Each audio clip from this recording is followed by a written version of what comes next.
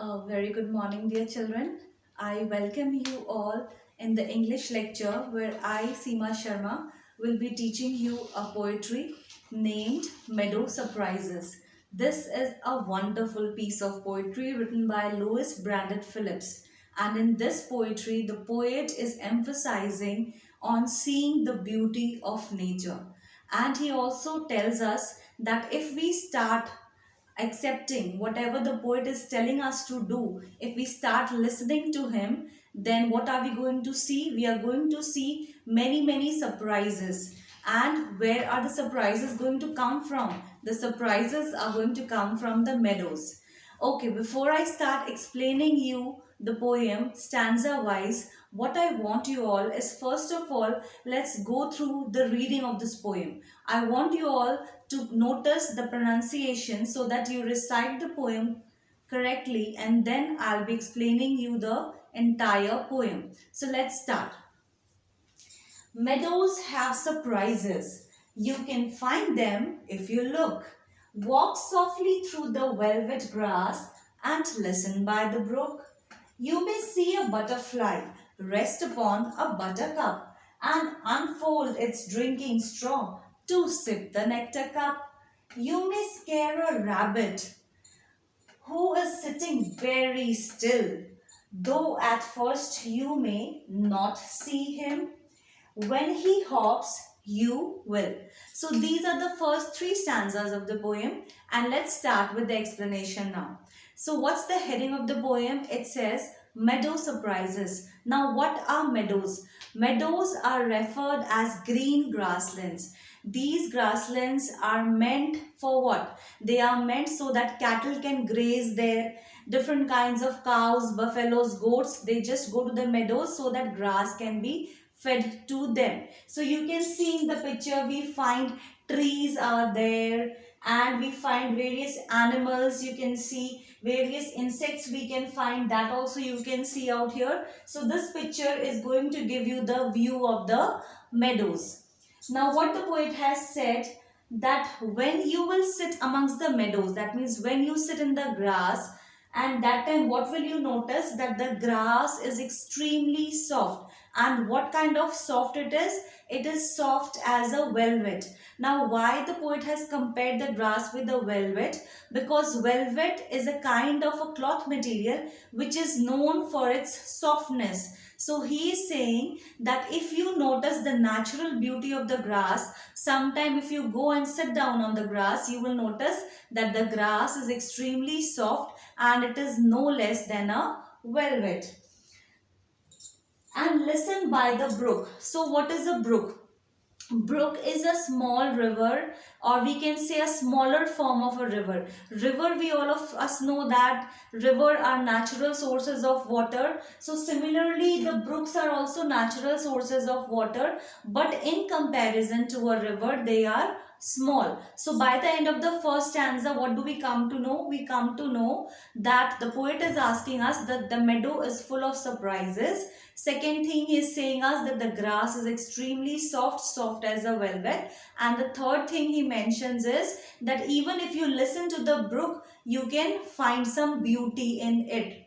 Then he says, you may see a butterfly rest upon a buttercup. So you can see the butterfly I have drawn for you people, and it is a flower. It's a yellow colored flower, and the butterfly is sucking nectar from this flower.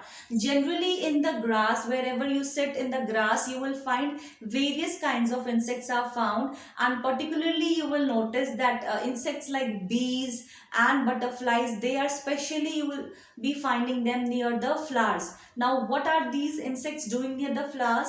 These insects suck the sweet juice present in the flowers. So what is nectar? Nectar is the sweet juice that is present in the flowers. What do the bees do with nectar? Bees make honey with the nectar. And what does the butterfly do with the nectar? Butterfly feeds on the nectar. You may scare a rabbit who is sitting very still. So what the poet is saying? The poet is saying that sometimes in the meadows when you are sitting, you might even find a rabbit. So I have drawn a rabbit for you all who is jumping and who is running. Out here you can see it. So what happens, rabbit is a very swift animal. If ever you come across a rabbit in any open space, if you have ever had any experience, then you will notice that as soon as the rabbit hears the slightest voice, because he has got long ears, he has a very sharp sense of hearing, he will quickly just jump away from there. He gets scared seeing the humans. So it is a very swift animal.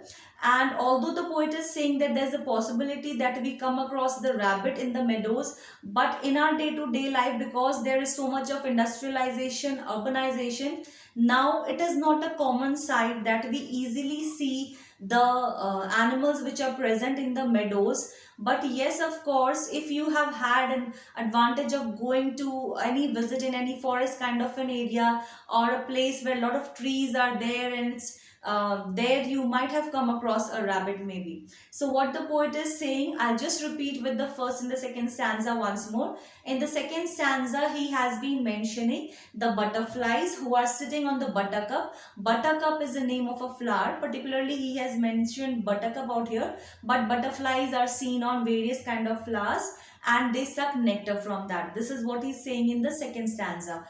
And what is he telling something else to us? He's also saying that what happens to the rabbit. He's saying there's a possibility that even you might find a rabbit whom you will scare when you move near the rabbit, and you will find him running in the meadows. Though at first you may not see him, when he hops you will. So why the poet is saying though at first you may not see him? Because rabbits are very clever. They don't easily come in front of you. They hide in their burrows. Burrows is the place where rabbits stay. It is the habitat of a rabbit. A habitat of a rabbit is referred as a burrow. So generally what happens? Rabbit hide themselves in the burrows. But if you are lucky enough, then it's a possibility that in the meadows you might come across a rabbit and you might be surprised by seeing it. Now, why is the poet mentioning us so many things that we will be finding in this meadows? He's saying us this because he wants us to explore the natural beauty. It's just not meadows he's talking exactly about, but what he's trying to make us aware is the environment, the natural beauty that God has gifted us.